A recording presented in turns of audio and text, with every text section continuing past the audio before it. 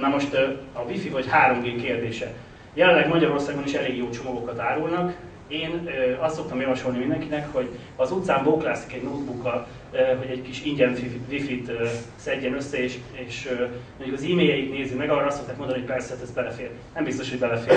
Ugyanis, hogyha én olyan hotspotot üzemeltetek, ami arra szakosodott, hogy összegyűjtse az e-mail és az egyéb adatokat, akkor már nem fér bele. Én ezért azt szoktam javasolni mindenkinek, hogy a harmadik generációs hálózatot használja, ha csak teheti, akár például egy ilyen konferencián is, hiszen nem lehetünk biztosak azoknak a személyében, akik mögött állnak a Wi-Fi hotspot mögött. Itt jelen esetben egy egyetem mondjuk úgy szabadul érte, tehát ez egy kicsit más kategória, de az utcán semmiképpen, illetve ha csak lehet, kerüljük ezeket. Ugye nagyon népszerűek a telefonkliensbe beépített VoIP-ok is, ezekről is mindjárt ejtek néhány szót. De először nézzük a böngészőt, hogy barátunk-e vagy ellenségünk jelenleg. Hát én a Chrome-ról nem szeretnék különösebben semmit kifejteni, mert rootkitnek tekintem, de nézzük, hogy miért is alakult ki bennem ez a nézet. Tehát jelenleg a legtöbb ember, aki böngészik, az alapvető, hogy mondjam, csak security hozzáállásokat sem szokta bekapcsolni. Tehát például az, hogy kilépésnél törölje a cookie-kat, az lehetne egy default beállítás, de mégsem az, sajnos. Ami azt jelenti, hogy az olyan szájtok, amelyek nem feltétlenül kémkedni akarnak utánuk, hiszen a cookie-kat nem arra használják többnyire. Azok letárolnak a számítógépen rólunk bizonyos hasheket, információkat, amelyeket viszont más támadó szájtok gyönyörűen fel tudnak olvasni. Például a Google tekintetjük egy támadó szájtnak, hiszen a Gmailbe szinkronizálva össze tud rólunk szedni mindent, amit csak lehet. Igen, erről is igyekszem később. A NoScript plugin, amely Firefox-szal tökéletesen integrálható, az egy olyan védelmet ad, amely hát szerintem Microsoft termékeként kötelező, Linuxokon pedig nagyon erőteljesen ajánlott.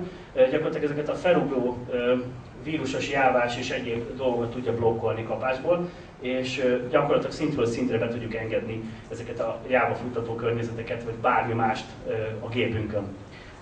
Nem egyszer találkoztam olyan weboldalal, hogy csak egyet említsek, a roxy.hu vagy a feliratok.hu, amely támadás áldozata lett, és a index PHP-ban benne volt a támadó Java kód, és ez gyönyörűen terjed is. Ez gyakorlatilag vírusörő nélkül egy NoScript plugin kivéthető. Az AdBlock és a Filter Update nevezetű plugin, az is segít minket a security szint emelésében és a reklámok elkerülésében. Ha csak lehet, akkor mindig nézzük meg a HTTPS tanúsítványnak a kiállítás dátumát és magát a hash-t. Nézzük meg, hogy az állította ki, akiben bízunk, illetve gyakorlatilag, hogyha egy bank adta ki, nézzük meg, hogy mikor adta ki, meg lehet. Ezek nagyon könnyen megjegyezhető adatok, nem kell megjegyezni a text számokat, elég megjegyezni azt, hogy mikor adta ki adta ki, és milyen dátummal. Ezek gyakorlatilag évente változnak, tehát hogyha mondjuk webbankozunk, akkor ez elég feltűnő, de erről is szeretnék pár szót később.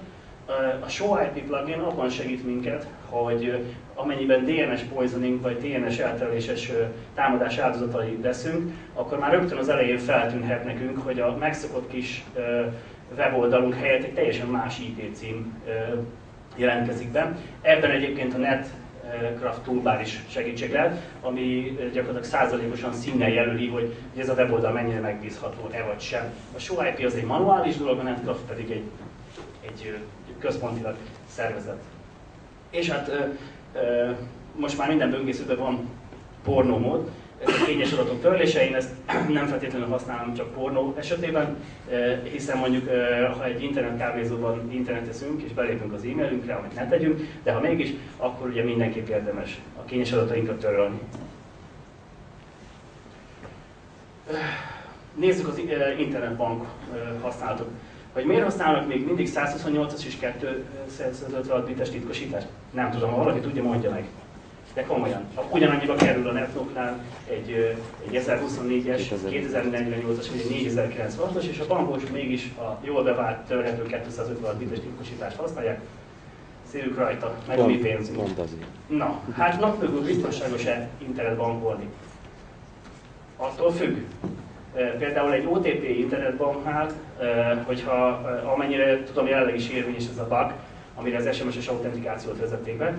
Ha NAT mögül internetezünk, és gyakorlatilag Az URL-ben benne van a teljes query. Amikor belépünk, utána kapunk egy gigahosszú URL-t, és akkor benne van a queryink, a teljes queryink. Ha azt e-mailbe vagy chat programon átadjuk egy másik kollégánk gépére, aki ugyanazon mögött van, be fog jönni a számlaképünk. Ugyanúgy.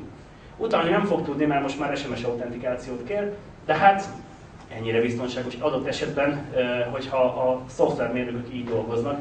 Mondom, én ezt nincs sajnos náluk számlám, nem tudom most, hogy így van-e, de egy fél évvel ezelőtt még így működött.